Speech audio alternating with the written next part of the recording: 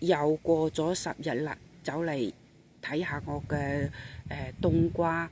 之前10日之前影呢，就仲係有2個冬瓜嘅，但係過咗幾日呢，一個冬瓜唔知俾啲乜嘢針咗一針，好細嘅。不過好在我睇住佢呢，咁啊即刻摘咗佢落嚟，咁就都做到一個大餐，煲到一個靚湯，就係咁啦。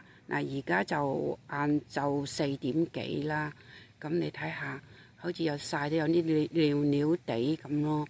咁你而家嗰個冬瓜就係咁個樣啦，係啦，咁啊而家就剩咗一個，好似着到個 BB 衫咁。咁我而家打開俾你睇睇，嗱就咁樣啦。而家又過咗4日，真係大咗好多，係咪啊？你知唔知啊？你睇下我攞糖梯啊，攞糖梯嚟紮住佢啊，咪就係嗰啲竹仔咁幼，嗰啲竹仔咁幼。死硬啦！我今早係摘咗好多 Kale 啊，我驚啲 Kale 好似有啲蟲啊，係咯。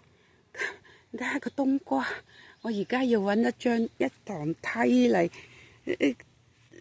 整住，因為我哋啲全部都organic噶喎。你睇下，要一堂梯嚟紮住，嗱有條繩，係咪啊？嗰啲係布邊嚟嘅，紮住佢，咁嚟頂住佢啊！睇睇佢最多，我諗下過下10日再影下佢，睇睇會變成點個樣。你睇下，揾張梯嚟頂住佢。我而家就剩咗得返一個冬瓜，睇下佢去到幾多？哇，係咯，着住件衫仔，我驚佢又俾嗰啲烏蠅針咗啊！針咗我就冇噶啦。係啊，嗱，要太大啦，已經要着衫仔啦。係啦，好啦，今日就影到咁多，睇下，下次過10日睇下會變成點。